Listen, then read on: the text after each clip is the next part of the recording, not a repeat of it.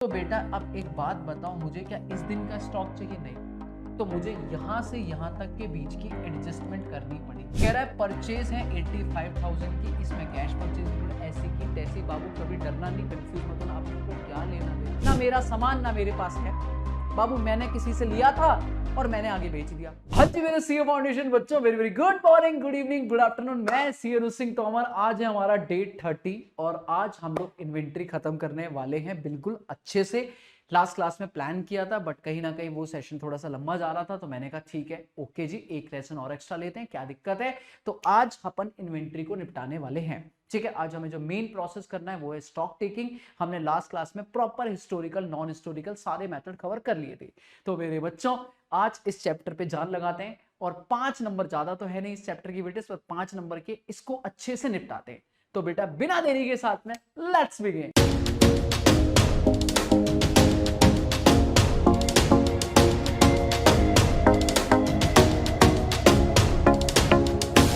हाँ जी मेरे बच्चे, तो होता क्या है स्टॉक टेकिंग? अगर मैं बात करूं तो स्टॉक टेकिंग क्या होती है, देखो मैंने जैसे ही बताया कि जब भी आप इन्वेंट्री की वैल्यू करते हो तो इन्वेंट्री का मतलब ये नहीं है कि सर जी आपने कोई भी अकाउंटिंग करी और वहां से आपका स्टॉक निकल के आ गया। नहीं सर, कि बैलेंसिंग फिगर निकल के आ गया, नहीं। एक्चुअल में ऐसा बिल्कुल भी नहीं होता कि हमने कोई ट्रेडिंग अकाउंट बनाया वहां से बैलेंसिंग फिगर निकाल दिया। नहीं सर, स्टॉक की प्रॉपर वैल्यूशन होती है। और स्टॉक की वैल्यूशन कैसे होती है? अगर आपको अपनी फैक्ट्री में स्टॉक की वैल्यू निकालनी है तो आपको क्या करना है मेरे बच्चे, आपकी फैक्ट्री में ईयर एंड पे, मैं क्या बोलूंगा कि आपको अपनी फैक्ट्री में ईयर एंड पे जाना है और सबसे पहले फिजिकल वेरीफाई करना है।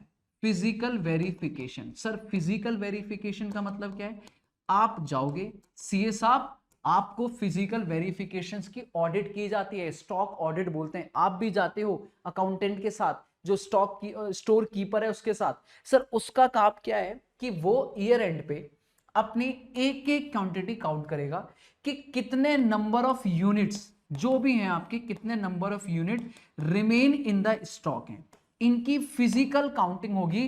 रिमेन इन फैक्ट्री है, रिमेन इन स्टॉक है बेटा, ये फिजिकल काउंटिंग होगी। फिजिकल वेरिफिकेशन मतलब इन्हें फिजिकली काउंट किया जाएगा कि इतने नंबर ऑफ यूनिट है और ऑफ कोर्स फिर उनकी कॉस्ट निकाली जाएगी। कॉस्ट निकालने के लिए आप FIFO, LIFO, weighted average, simple average और पता नहीं कौन कौन से मेथड है, वेटेड एवरेज वगैरह आप लगाते हो और ये आपकी आती है वैल्यू ऑफ स्टॉक। ये आती है वैल्यू ऑफ स्टॉक।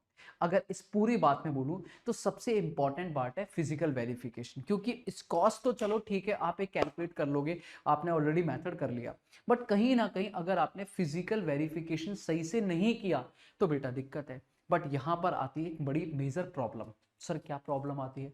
सर क्या हमारा इन्वेंट्री जो है, जो हमारा मेन प्रोडक्ट है, मान लो मेरी कंपनी पेन बनाती है और आगे बेचती है, तो क्या ये पेन का स्टॉक वो किसी एक दिन के लिए बंद कर सकती है? क्या वो किसी दिन ईयर एंड पे बोल दे कि भैया चलो ऐसा है, आज स्टॉक, आज कोई मूवमेंट नहीं होगी, आज कुछ खरीदेंगे नहीं, आज कुछ बेचेंगे नहीं? नहीं सर, ऐसे तो नहीं होता। इसका इतना रेगुलरली इन और आउट हो रहा होता है कि हमें बड़ा मुश्किल होता है कि हम इसको स्टॉक कर सके ईयर एंड पे। अब नॉर्मली क्या होता है, हम उसका एक दिन डिसाइड करते हैं। फिजिकल वेरिफिकेशन वैसे ईयर एंड पे होना चाहिए बट ईयर एंड पे नहीं हो पाता है because of rush, because of year and accounting, because of year and adjustment, बहुत सारी कंप्लाइंसेस होती हैं। तो बिजनेसेस जनरली क्या करते हैं, स्टॉक वेरिफिकेशन कई बार पहले ही कर लेते हैं या बाद में करते हैं। मान लो ईयर एंड हुआ बेटा, ये है हमारा 31 मार्च, ये हमारा 31 मार्च 2026, यहां पर एक्चुअल में फिजिकल वेरिफिकेशन होना चाहिए था, मुझे यहां फिजिकल वेरिफिकेशन होना चाहिए था पर यहां नहीं हुआ। कोई भी रीजन हो सकता है, हमारा बहुत ज्यादा बिजी शेड्यूल था, या हमने नहीं कर पाए, या उस दिन डिमांड ज्यादा थी, क्लोजिंग डे था, कुछ भी रीजन हो सकता है। अब एक्चुअल में फिजिकल वेरिफिकेशन कब हुआ? सर वो कभी भी हो सकता है। मान लो एक्चुअल में फिजिकल वेरिफिकेशन हुआ 20 मार्च को, 20 मार्च को यहां पर एक्चुअल फिजिकल वेरिफिकेशन हुआ है, फिजिकल वेरिफिकेशन यहां पे हुआ है। तो बेटा अब एक बात बताओ, मुझे क्या इस दिन का स्टॉक चाहिए? नहीं, तो मुझे यहां से यहां तक के बीच की एडजस्टमेंट करनी पड़ेगी, एडजस्टमेंट करनी पड़ेगी। That is, this is something positive adjustment. इन्हें हम जनरली बोलते हैं कि हमें आगे की तरफ करना है, फॉरवर्ड काम करना है। ओके, लेकिन कई बार ऐसा होता है कि पहले हम इंडियंस, बाबू हम इंडियंस, क्या हम टाइम से पहले जागते हैं? क्या मेरा बच्चा एग्जाम से 3 महीने पहले जाग जाता है कि चलो चलो चलो प्रिपरेशन करते हैं? नहीं। जब एग्जाम सर पे आ जाते हैं, जब घंटियां बजनी शुरू हो जाती हैं, जब रात में नींदें आनी बंद हो जाती हैं, तब मेरे बच्चे को नजर आता है कि क्यों ना अब पढ़ाई की जाए। तो सर जी हम तो लेट लपेट हैं, हम तो चार्टर्ड अकाउंटेंट है सर जी, हमने 31 मार्च निकाल दिया, लेकिन हमें होश ही नहीं है। हम जा रहे हैं बाबू 15 अप्रैल को, ओह 15 अप्रैल को जाके हमें होश आया कि अरे शिट, फिजिकल वेरिफिकेशन करना था, मिस हो गया, चलो आज कर लेते हैं। कोई बात नहीं बाबू, लेट लपेट है तो क्या हुआ, आराम से हमने यहां पे फिजिकल वेरिफिकेशन एक्चुअली करा, यहां करा। तो बाबू यहां चाहिए था क्या? नहीं, यहां चाहिए था। तो कोई बात नहीं, हम रिवर्स हो जाएंगे बेटा, हम आगे भी जा सकते हैं तो हम पीछे भी आ सकते हैं, फिर से हम एडजस्टमेंट करेंगे, लेकिन इस बार हम करेंगे बैकवर्ड एडजस्टमेंट। बैकवर्ड मतलब रिवर्स एडजस्टमेंट, बात समझ आ रही है? तो this is the our concept कि क्वेश्चन आपको ये कॉन्सेप्ट है मेनली कि क्वेश्चन कहेगा बाबू फिजिकल वेरिफिकेशन ईयर एंड पर होनी चाहिए थी, शुरू में या एंड में, लेकिन बाबू हुई नहीं। तो वो उसने या तो पहले कर दी है या बाद में कर दी है। अब पहले कर दी है तो भी दिक्कत है, बाद में कर दी है तो भी दिक्कत है बाबू। पहले कर दिए तो भी दिक्कत है, बाद में कर दिए तो भी दिक्कत है। कैसे होगा काम, कैसे होगा? तो बाबू उसके लिए हम कहते हैं सिंपल सिंपल सिंपल समझो बेटा, सिंपल समझो। अब आपने इस ड्यूरिंग द ईयर, अगर मैं यहां पे जाऊं तो इस ड्यूरिंग द ईयर दो मेन काम होंगे, या तो आपने सामान खरीदा होगा या आपने सामान बेचा होगा। आप ऑलवेज याद रखना, क्लोजिंग स्टॉक को हम जब वैल्यू करते हैं वो होता है एट कॉस्ट, ठीक है? हम जब सामान बेचते हैं तो वो कॉस्ट पे होता है, लेकिन जब सेल करते हैं तो सेल वैल्यू पे होता है। तो बेटा अगर इन 10 दिनों में, इन 10 डेज में हमने जितना भी और सामान खरीदा है इसको ऐड कर देते हैं, और जितना भी बेचा है उसकी कॉस्ट माइनस कर देते हैं, तो क्या हम आ जाएंगे? हाँ भाई, सीधा सीधा परचेज ऐड सेल माइनस आ जाएगा फिजिकल वेरिफिकेशन। बात समझ आती है नहीं आती है? बहुत बढ़िया। 99% बच्चे को ये काम नहीं कराया जाता है, क्योंकि इंस्टीट्यूट को पता है ये तो इजी है, ये तो इजी है, ये तो हर बच्चा कर देगा। पर वो कहता है बाबू ये करके दिखाओ, ये करके दिखाओ। अब ये कैसे करेंगे सर, ये कैसे होगा नु सर? तो सर मेरे बच्चे, हम कहते हैं इसके लिए हम क्या करेंगे, हम रिवर्स कैलकुलेशन करेंगे। मेरे साथ सोचना, थॉट प्रोसेस क्रिएट करना। हम कहते हैं कि बाबू मान लो आपने इस ड्यूरिंग द ईयर जितना भी सामान परचेज किया, वो सामान आपके यहां पे आपकी फिजिकली एग्जिस्ट करता था, बोलो हाँ या ना? पर एक्चुअल में वो यहां तो नहीं होगा। तो बेटा आपने जो इन 15 दिनों में सामान खरीदा वो आपकी फिजिकल वेरिफिकेशन में आ गया होगा, पर हमें पीछे देखना है क्या उस टाइम वो था? नहीं। तो बेटा हटा दो, ओ हटा दो, माइनस कर दो। 15 दिन की जो जो परचेज है रिवर्स कर दो, हटा दो। बहुत बढ़िया। और इन 15 दिनों में जितना सामान आपने सेल किया है बाबू, वो वहां पे एग्जिस्ट करता था क्या? नॉट एग्जिस्ट, क्योंकि बिक चुका है। यहां तो वो फिजिकल वेरिफिकेशन में नहीं आया होगा, बोलो हाँ या ना? पर क्या वो यहां एग्जिस्ट करता था? हाँ। तो बेटा आपको वो सामान वापस ऐड करना पड़ेगा, क्योंकि वो उस दिन फिजिकल वेरिफिकेशन में नहीं आया, जबकि वो मेरे 31 मार्च पे पड़ा था।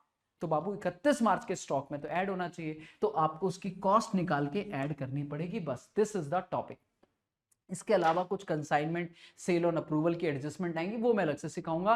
पर नॉर्मल कॉन्सेप्ट तो यही है बाबू, यही मैंने तिरंगा बना दिया बेटा। यही हमारा पॉइंट है कि सर जी अगर आपको फिजिकल वेरिफिकेशन आपने बाद में करी है तो रिवर्स आ जाओ, परचेज जो किया है वो हटा दो, सेल जो किया है वो ऐड कर दो। और अगर आपने पहले काउंटिंग कर ली है तो नॉर्मली जितने 15 दिन का परचेज है वो ऐड कर दो, जो सेल है वो माइनस कर दो।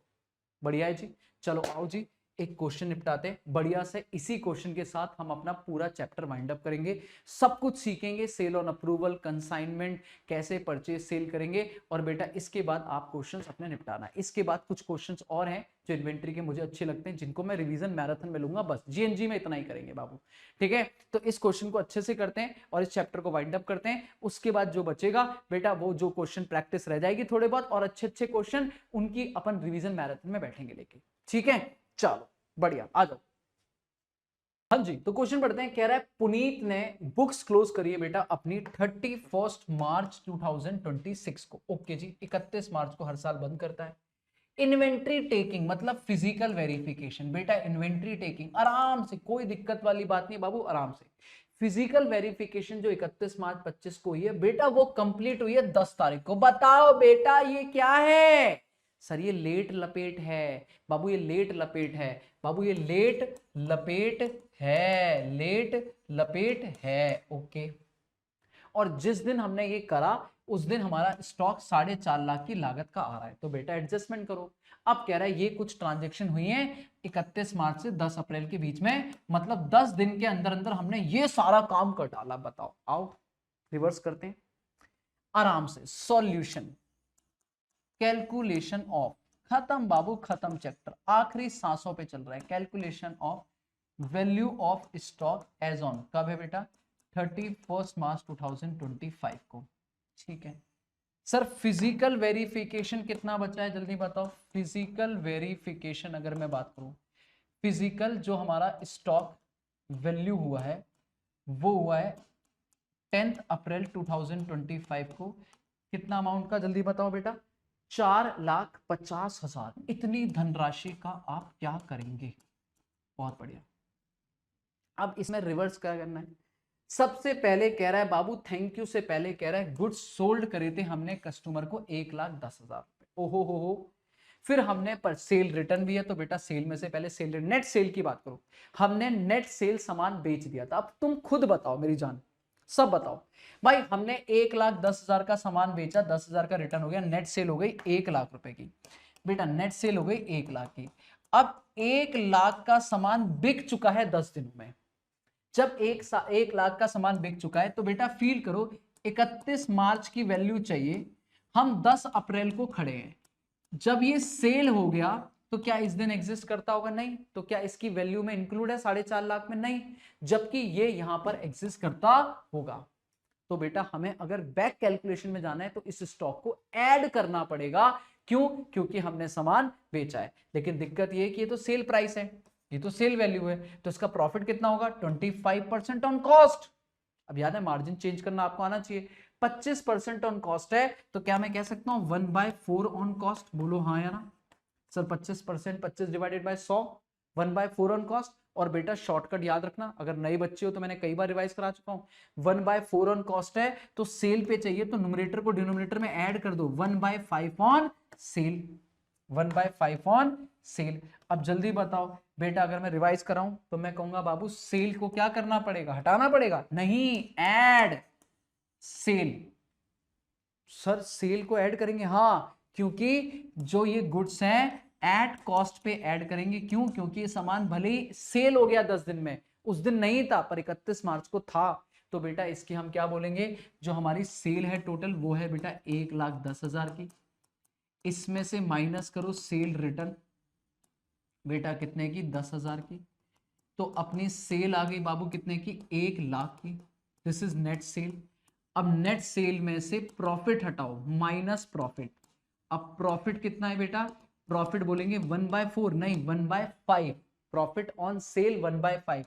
तो 1,00,000 का 1/5 मेरी जान बोलो ना, 1,00,000 का 1/5 20,000 का प्रॉफिट। तो 80,000 की लागत का सामान हम बेच चुके हैं, तो वो हमें ऐड करना पड़ेगा क्योंकि वो इस डेट पर नहीं होगा पर एक्चुअली में 31 मार्च को था। मजा आया? अरे बोलना समझ आया, कमेंट करना हाँ सर बढ़िया मजा आया। बहुत बढ़िया, शाबाश। अगला चलो, अब क्या है? ये खत्म, ये खत्म। कह रहा है परचेज है 85,000 की, इसमें कैश परचेज इंक्लूड, ऐसी की तैसी। बाबू कभी डरना नहीं, कंफ्यूज मत होना, अपने को क्या लेना देना, कैश हो चाहे उधार में खरीदी हो, अपने लिए तो सामान आया, अपने लिए तो सामान आया। और उस परचेज में से परचेज रिटर्न 2500 रुपए, तो ये माइनस हुआ। तो नेट परचेज कितना है बेटा? 82,500। और ये सामान बाबू आया होगा, परचेज मतलब इसमें ऐड होगा, बोलो हाँ ना, यहां पर ये सामान पड़ा होगा। लेकिन बेटा ये तो सामान अभी अभी आया है, क्या 31 मार्च को था? नहीं। तो खामा खा 4.5 लाख रुपए में ऐड हो रखा होगा, जबकि ये मेरे ईयर एंड पे नहीं था। तो हटाओ, हटाओ बाबू, minus purchase, minus purchase of goods जो आपने सर जी बीच में खरीदे हैं। तो इसमें भी आप लिखोगे, बताओ परचेज कितनी है टोटल 85,000 की, जिसमें से माइनस करोगे परचेज रिटर्न। परचेज रिटर्न कितना है बेटा 2500 रुपए। परचेज रिटर्न कितना है 2500 रुपए, बोलो हाँ है ना। तो बेटा नेट कितना आ गया, नेट आ गया 85,000 माइनस 2500, बेटा 85,000 माइनस 2500, दिस इज 82,500, 82,500। शाबाश, बढ़िया है जी बढ़िया। तो ये हो गए आम जिंदगी, ये हो गई आम जिंदगी। अब लास्ट के 2 पॉइंट बचे हैं बेटा, ये और ये तो कुछ है ही नहीं, ये तो प्रॉफिट मार्जिन है, नॉर्मल है। अब ये 2 पॉइंट है बेटा, इन्हें बोलेंगे मेंटोस जिंदगी। आओ, कह रहा है गुड्स 20,000 रुपए का रिसीव हुआ था मार्च में, सेल ऑन कंसाइनमेंट। अब मैं पहले ये समझाता हूं होता क्या है, फिर उसके बाद वापस आते हैं। बेटा आराम सुनना, अगर आप कंसाइनमेंट की बात करो तो कंसाइनमेंट क्या होता है, कंसाइनमेंट क्या होता है मेरे बच्चे, आराम से समझना। कंसाइनमेंट का मतलब होता है कि बाबू एक मिस्टर ए है, ये दिल्ली में बैठा है, आराम से समझना बेटा, डिटेल में समझाऊंगा। और एक है मिस्टर बी, बाबू ये मुंबई बैठा है, दिल्ली में इसका बिजनेस सेटअप है और ये दिल्ली में फेमस है, पर ये चाहता है मुंबई में भी इसका सामान बिके, पर बाबू मुंबई में इसके कांटेक्ट नहीं है। मुंबई में ये डायरेक्ट अगर ब्रांच खोलेगा तो कहीं दिल्ली ना बैठ जाए, तो बाबू ये खुद नहीं जा सकता मुंबई में, क्योंकि इसके लिए मुंबई नया मार्केट है, वहां सेटअप बनाएगा, वहां दिक्कत हो जाएगी, पता चले दिल्ली में ध्यान नहीं दे पा रहा। तो ये चाहता है कोई ऐसा मुंबई का लोकल बंदा मिल जाए जिसको मैं दिल्ली से बना बनाया सामान दूं और वो बस आगे बेचे, वो बेचे मेरे एजेंट की तरह। तो वो क्या करता है, ये प्रिंसिपल मेन बंदा होता है, ये आगे क्या करता है, ये खुद अपने यहाँ पे गुड्स मैन्युफैक्चर करता है। मान लो दिल्ली के लिए 10,000 यूनिट बनाता था, अभी 15 बनाएगा, 10 दिल्ली के लिए 5 मुंबई के लिए, खुद गुड्स मैन्युफैक्चर करता है और मैन्युफैक्चर करके ये गुड्स सेंड करता है मिस्टर बी को, गुड्स सेंड करता है मिस्टर बी को, और उसे बोलता है कि ये आगे सेल करे on behalf of Mister A. ओ, तो बेटा ये कौन कहलाता है, ये है एजेंट। ओ हो, और ऑफ कोर्स ये काम ये फ्री में करेगा नहीं, इसको हम कमीशन देते हैं, इसको हम कमीशन देते हैं। ऐसे रोल मॉडल ऑफ बिजनेस को हम लोग बोलते हैं कंसाइनमेंट। क्या बोलते हैं, कंसाइनमेंट। पहले ये चैप्टर आपके कोर्स में हुआ करता था, अब हटा दिया, लेकिन उसकी कुछ बातें अभी भी हैं। अब ऐसे इस पर्सन को हम लोग बोलते हैं दिस इज कंसाइनर, इसे बोलते हैं ये कंसाइनर होता है, और ये एजेंट होता है, ये कंसाइनी होता है। अब मान लो बाबू मुद्दा ये है कि मैंने इसे सपोज 1 लाख रुपए का सामान बेचा, ठीक है, 1 लाख रुपए का सामान भेजा, बेचा नहीं भेजा। अब उसमें से उसने 80,000 का सामान तो बेच दिया, 80,000 का सामान तो बेच दिया, 80,000 का सामान तो बेच दिया, बाकी 20,000 रुपए मान लो अभी भी इसके पास स्टॉक में पड़ा हुआ है, रिमेन अनसोल्ड, रिमेन अनसोल्ड। तो मेरा मुद्दा ये है कि बाबू जल्दी बताओ ये सामान किसके स्टॉक में शो होगा, किसके स्टॉक में आएगा, ये किसकी एसेट है, खुद कॉमन सेंस लगाओ, खुद कॉमन सेंस लगाओ। क्या ये मिस्टर बी की एसेट है, क्या ये मिस्टर बी की, नहीं, मिस्टर बी बाबू एजेंट है, बेच दिया, ठीक है, सामान है, हमारा सामान है बाबू, ये ऑलवेज ऑलवेज ऑलवेज एसेट कहलाएगी, प्रॉपर्टी ऑफ कंसाइनर। बोले तो property of that is consignor, मेरे केस में मिस्टर ए, और उसके स्टॉक में इंक्लूड होगा, उसके स्टॉक में इंक्लूड होगा, मतलब उसकी क्लोजिंग स्टॉक में इंक्लूड होगा। अब यहीं से एक बात समझ लो कि कभी भी जो सामान बच गया है वो कंसाइनी की बुक्स में नहीं आएगा, वो कंसाइनर के स्टॉक में ऐड होगा। अब हमारे क्वेश्चन में यहां पे ये देखना होगा कि हम कंसाइनर हैं या कंसाइनी है। अगर हम गुड्स सेंड कर रहे हैं तो कंसाइनर है, तो जो सामान बच गया होगा वो हमारे स्टॉक में ऐड होगा। और अगर हम गुड्स रिसीव कर रहे हैं तो बेटा हम कंसाइनी है, हमारे पास जितना बेच दिया, जो बचा है बाबू वो भी ना बेचा हमारी इनकम, ना बचा हुआ हमारे एसेट। बात समझ आ रही है, क्लियर है। अब आओ, अब पढ़ो ये पॉइंट क्या है, आराम से पढ़ो। कह रहा है हमने 20,000 का गुड्स, जल्दी बताओ बेटा सेंड करा है या रिसीव करा है, बाबू ये है रिसीव्ड। ओ, जल्दी बताओ, जैसे ये रिसीव है इसका मतलब मैं किसकी बात कर रहा हूं, कंसाइनी। कंसाइनी ने मार्च में कंसाइनमेंट से 20,000 रुपए का सामान रिसीव किया, ठीक है, आराम से देखना, मैं ये हटा रहा हूं, 20,000 रुपए का मार्च में, ठीक है, मार्च में आपने कंसाइनी है हम लोग, हमें कंसाइनी ने 20,000 रुपए का सामान रिसीव हुआ, ठीक है।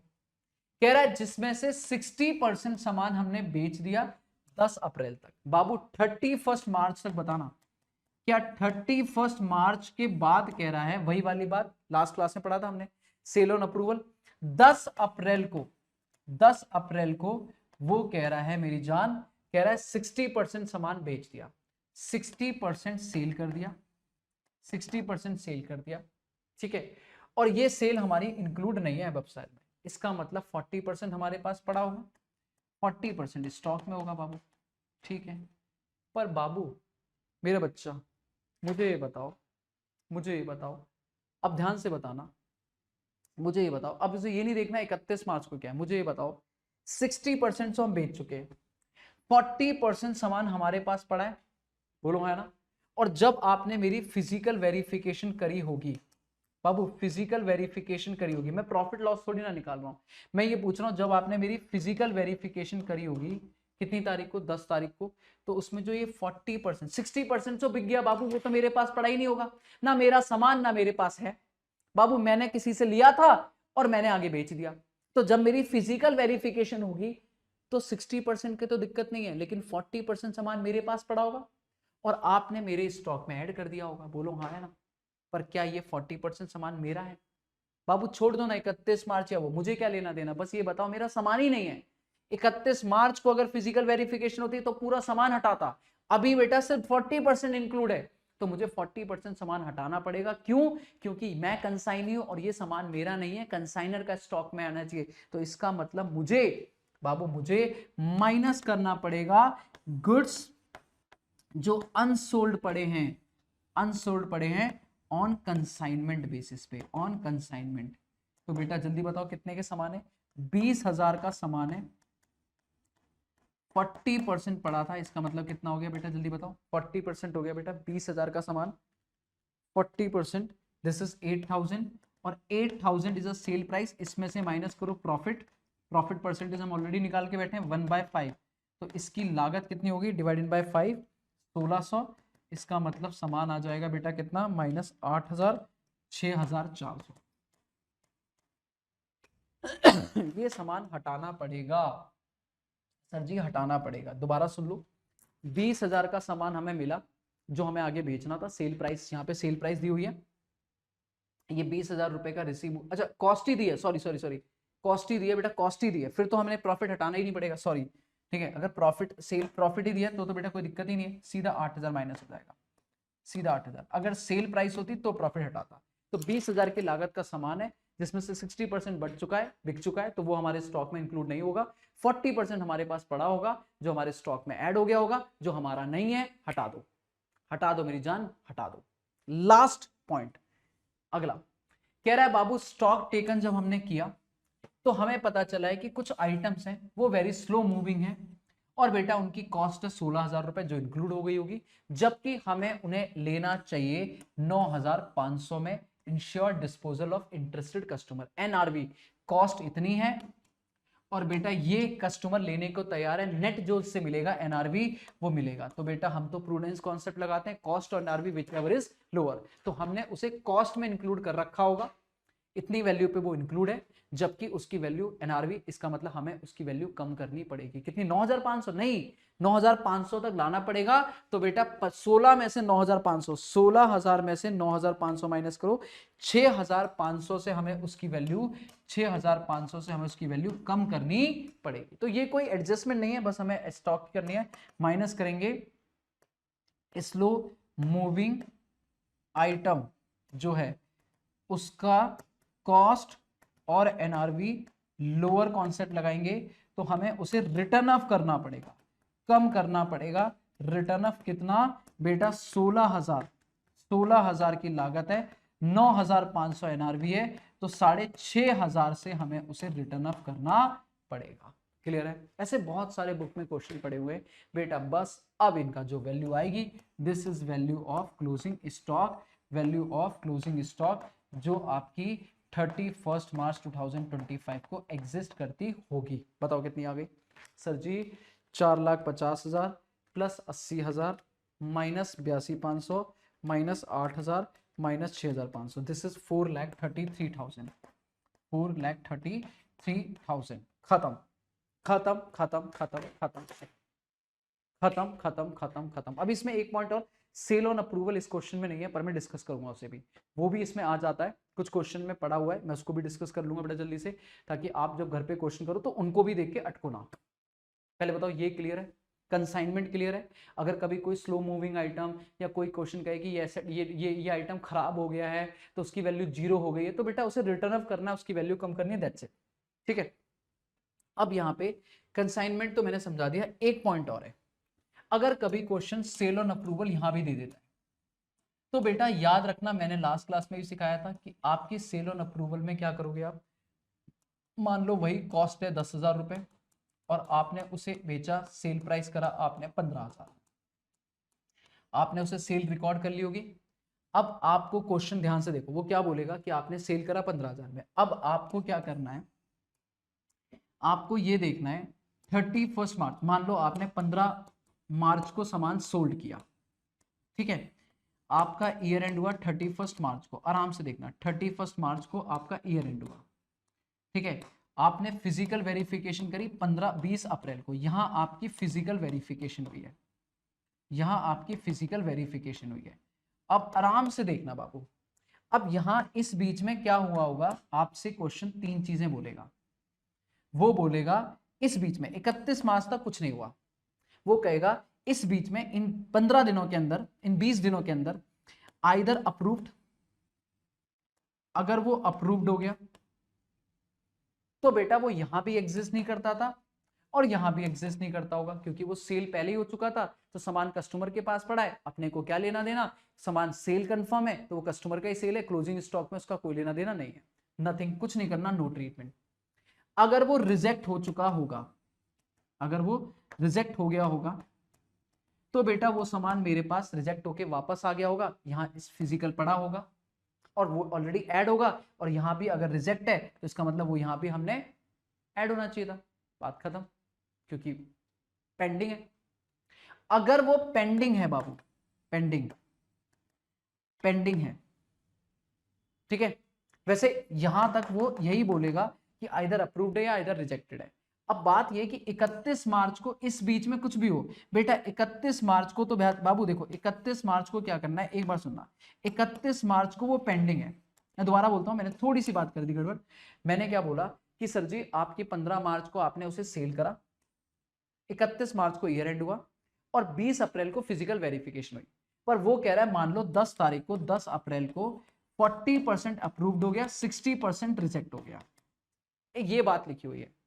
अब मेरा पॉइंट ये कि क्या 31 मार्च तक कुछ हुआ, क्योंकि हम तो ईयर एंड का हिसाब लगा रहे हैं, अगर 31 मार्च तक पेंडिंग है तो इसका मतलब वो आपके क्लोजिंग स्टॉक में ऐड होना चाहिए, बात खत्म, वो क्लोजिंग स्टॉक में ऐड होना चाहिए क्योंकि वो आपका ही सामान है। सेम कंसाइनमेंट वाला हिसाब किताब कि बाबू कंसाइनर ने चाहे सामान, मतलब सिंपल सी बात है, आपका अगर 31 मार्च को पेंडिंग है तो इसका मतलब आपका सामान है और वो आपके स्टॉक में ऐड होना चाहिए।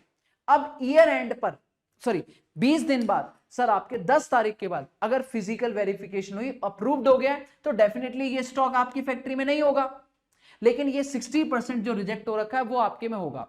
तो जो रिजेक्ट है उसका कुछ नहीं करना, वो तो यहां भी ऐड है और यहां भी ऐड होना चाहिए था, पर जो अप्रूव्ड है बाबू, जो ऐड नहीं है, आप कहोगे भले ही सेल हुई है तो हम फ्रेश सेल रिकॉर्ड करेंगे, बट अभी के लिए बाबू, अभी के लिए उसे स्टॉक में क्या करो, ऐड करो। तो सिर्फ 40% जो अप्रूव्ड सेल है, सेल ऑन अप्रूवल में जो अप्रूव्ड हुई है बाद में जाके देखो, जो रिजेक्टेड है वो तो अपने आप ही ऐड हो गया होगा, तो उसमें तो कुछ करना नहीं है, लेकिन जो अप्रूव्ड है वो बाबू बाद में नहीं ऐड हुआ होगा क्योंकि वो पढ़ा ही नहीं होगा, तो उसे ऐड करना पड़ेगा। आप कहोगे सर जी वो तो सेल हो गई, काहे को ऐड करना है, बट बेटा 31 मार्च को तो सेल नहीं हुई थी, 31 मार्च को तो वो अनसोल्ड पड़ा था, अनसर्टेन सेल थी, तो वो हमारे स्टॉक में ऐड होना चाहिए था। हाँ अप्रैल में हम उसे नई सेल दिखाएंगे, बात समझ आ रही नहीं आ रही?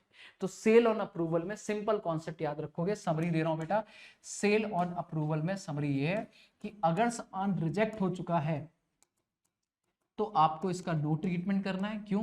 क्योंकि बेटा ऑलरेडी वो रिजेक्ट होके ऐड है, आपको कुछ नहीं करना। लेकिन अगर आपका सामान अप्रूव्ड हो गया है तो बेटा आपको उसे ऐड करना पड़ेगा, उसे ऐड करना पड़ेगा फिजिकल काउंटिंग में। क्यों? क्योंकि सर ईयर एंड पे ये पेंडिंग में था, ईयर एंड में ये पेंडिंग में था, दैट मींस हमें बकाया था, तो बेटा हमारा ये अनसर्टेन सेल है तो हमारे स्टॉक में ऐड होना चाहिए। खत्म। This is all about chapter, all about chapter. Thank you so much. Inventory खत्म, हमने सारे कॉन्सेप्ट, सारे पॉइंट्स सारे अच्छे से कर लिए। कुछ क्वेश्चंस और हैं जो मैं प्रैक्टिस कराऊंगा, वो करूंगा रिवीजन मैराथन में, जैसे इसी का ये सेल ऑन अप्रूवल वाले पे क्वेश्चन करेंगे, और भी प्रॉफिट एडजस्ट वाले क्वेश्चन है, लेकिन वो सब आप मैराथन में करेंगे।